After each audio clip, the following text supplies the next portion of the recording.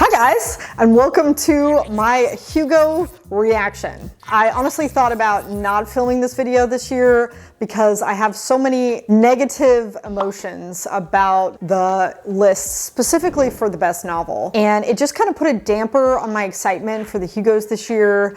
I have a lot of negative thoughts and I wasn't sure how honest I should be about them, but got to stick with integrity. So why am I disappointed in the list this year?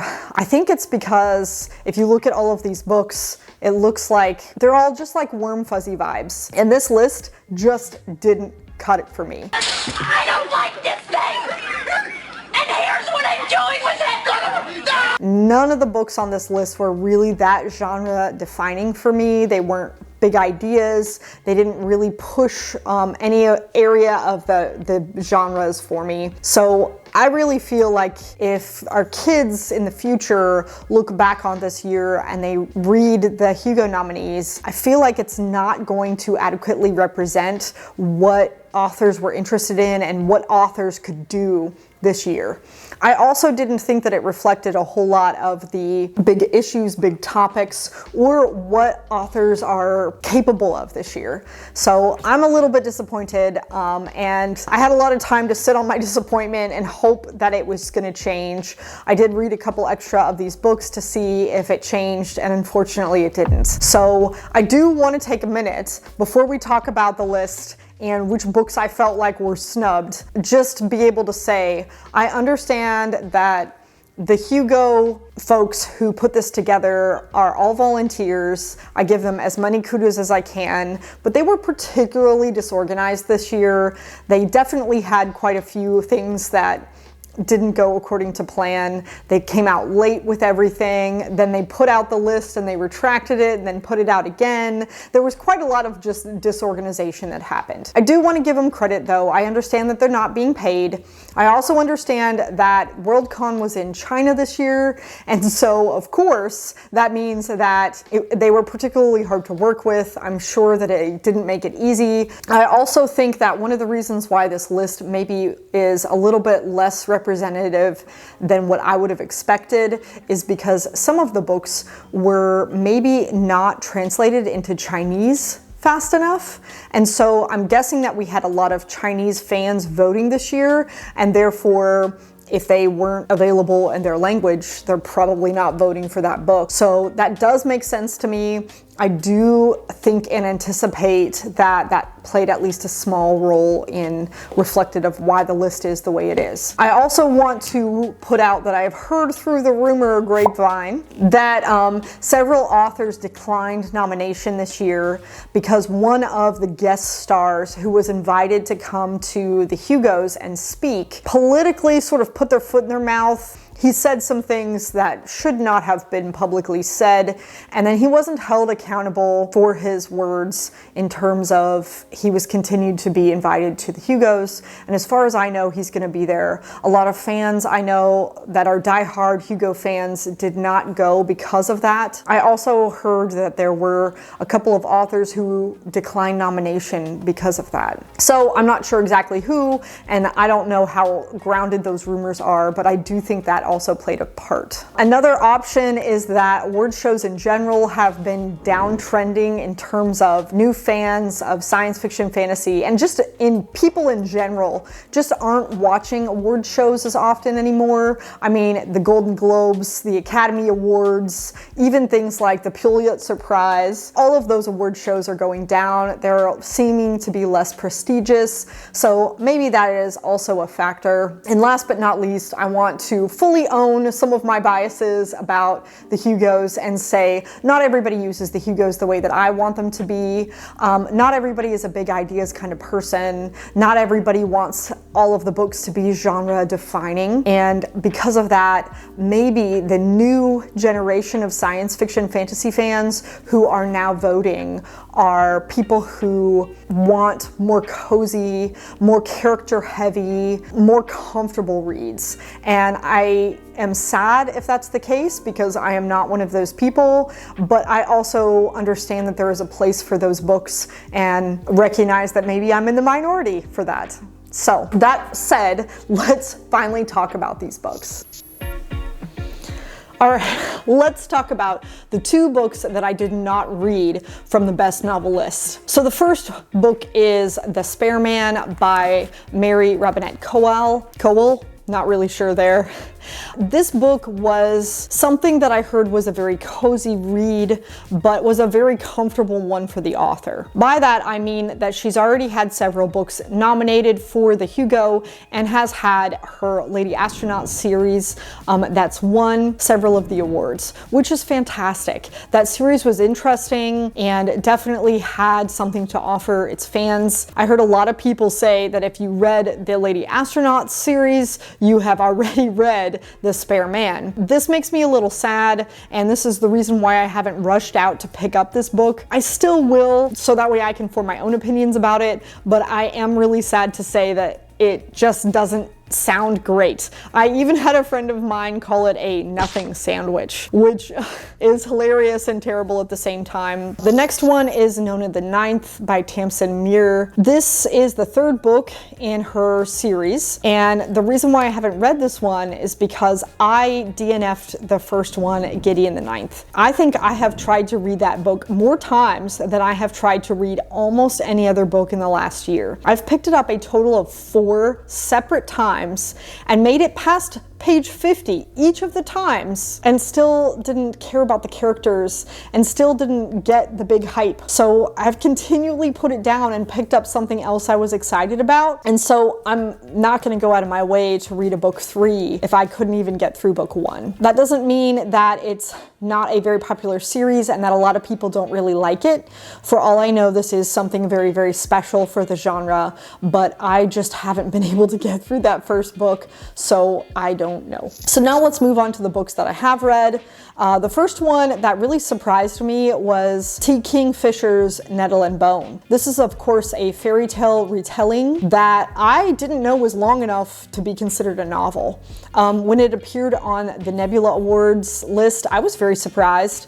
I thought it was a novella, but turns out not. Turns out it's actually a novel. So good to know. However, when I read this book, I felt the same way that I feel about many novellas, which is I wanted more. To be considered a novel, I wanted some side plots. I wanted some in-depth interaction. I wanted a little bit more nuance. And this book did not offer any of those things. So if it's gonna be in the novel category, it needs to have those things for me to be able to consider it an awesome novel. If this had been in the novella category, I would have said it's a good one to read, but as a novel, it left a lot to be desired. It wasn't retelling in any way, shape, or form that was particularly special for me.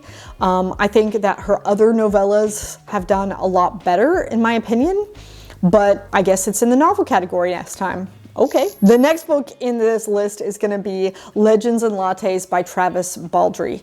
So I gotta say that this is the one exception to this rule. While I think that this is the very definition of cozy slice of life fantasy, where we're following an ogre who wants to open a coffee shop, and you know, there's a lot of like atmospheres, and I really enjoyed this book. I really liked it.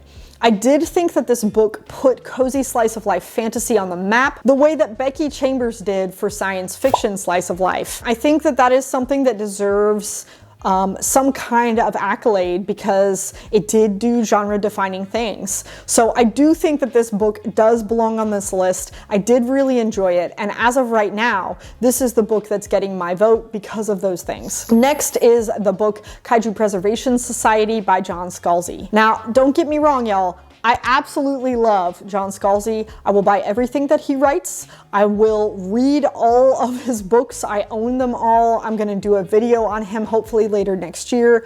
But the important part to say is this book wasn't particularly special even for the author. If you open up the actual copy of this book, he has a foreword in it that says that this isn't the book that he intended to write. It was in the middle of the pandemic and things were getting crazy, and he just needed some mental relaxation. He needed a chill, fun, action-packed kind of a book. And there's absolutely nothing wrong with that. And the fact that his publisher took it and the fact that it sold very well is awesome. And kudos to him. But some book like that that we just wanted a fun, feel-good read is not a book that should be on the list. You know what I'm saying? Like, it has its place, and I really didn't feel like the Hugos should be that place. I loved this book. I thought it was fun. I thought it was adventurous, but it's definitely not anything that you can't get from a B-grade Godzilla movie. I understand that John Scalzi has a lot of fans out there, and I also understand he's particularly well connected in terms of who is voting and the Worldcon members, but again, that doesn't necessarily mean that he should win this award, so I hope this one doesn't make it. I'm sorry, Scalzi, I still love you. It's just not one that I really think deserves the Hugo. Then the last book on this list is the book that I had high hopes for, and that is The Daughter of Dr. Moreau by Sylvia Moreno Garcia, I believe. So this book, I hadn't read anything by the author, and I was so excited when this list came out. I went straight to my library and got a copy of this book, and thanks goodness I didn't go out and buy the real book. I'm gonna say I would probably call this book sort of a nothing sandwich as well. I felt like the main character, while it's very wonderful that she is ethnic, I believe it takes place in Mexico, and it does mention the maltreatment of the Mayans, which is not something that is particularly discussed, but it mentions it like in the far back, like literally twice. It doesn't ever bring it up again. And then we have a character who is kind of a wish fulfillment character for the author.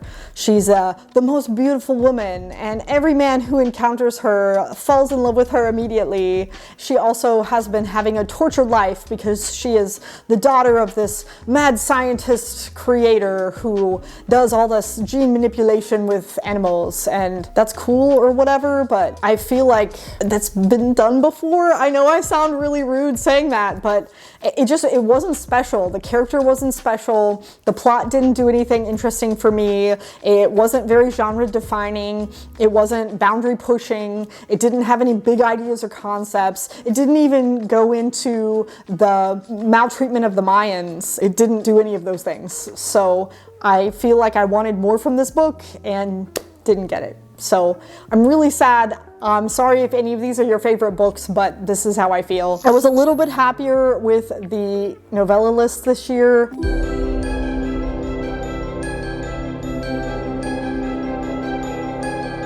And felt pretty much meh about all the rest of the categories, probably because this best novel category sort of took the wind out of my sails for the Hugos this year. I want to take a minute and talk about some of these books that I felt like were snubbed on the list. And in case you're interested in reading books that I felt like came out and should have been on the list, this is my recommendations. The first is, of course, two books that came out by Adrian Tchaikovsky, and that was The Memory of Children of Memory, I apologize, and also Eyes of the Void.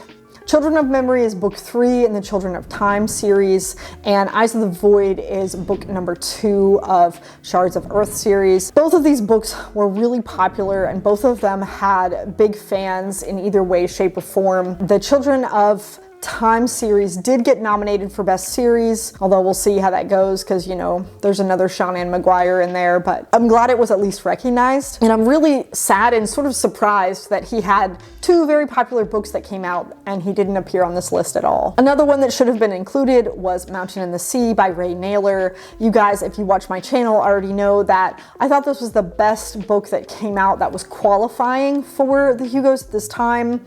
I know a lot of my friends, like Michael from Fit to Be Read, were less than impressed with this book, but I don't think it's a top 20 best books of all time or anything like that, but I did feel like it had a lot more to offer the genre than a lot of the books that were on the list.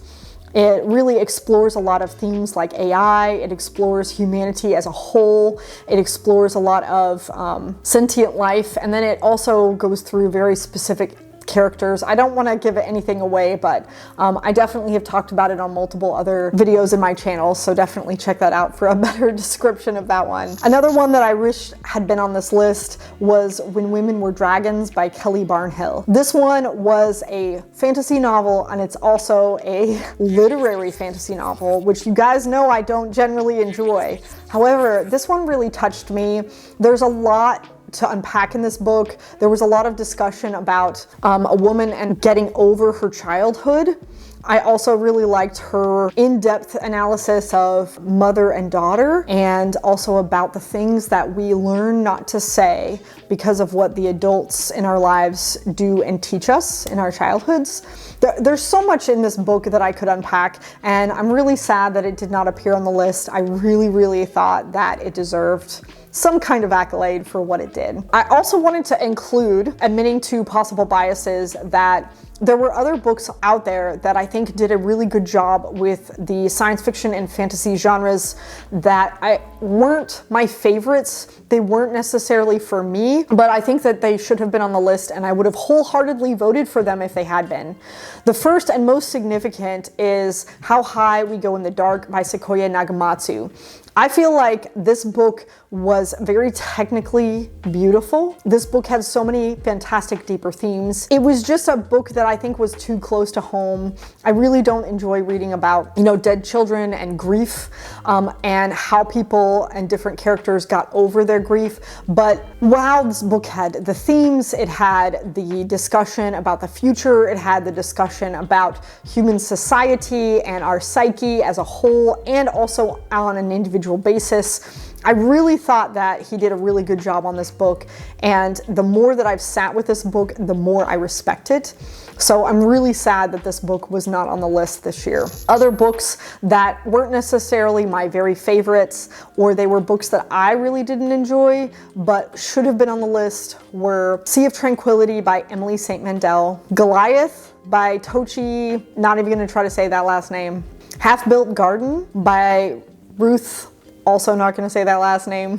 One of the books that I haven't read, but I was really surprised wasn't appearing, is Babel by R.F. Kuang. This is a booktube baby and is so popular, and yet it also didn't make an appearance on this list. So you can see that there were some pretty big, very popular books that were not reflected in the Hugos this year.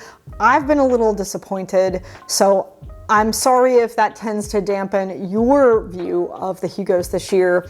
I'm really hoping for a better one next year. I'm probably not going to do any more Hugo-related content for this year just because I was so disappointed. Hopefully next year will be better. I'm going to leave this here.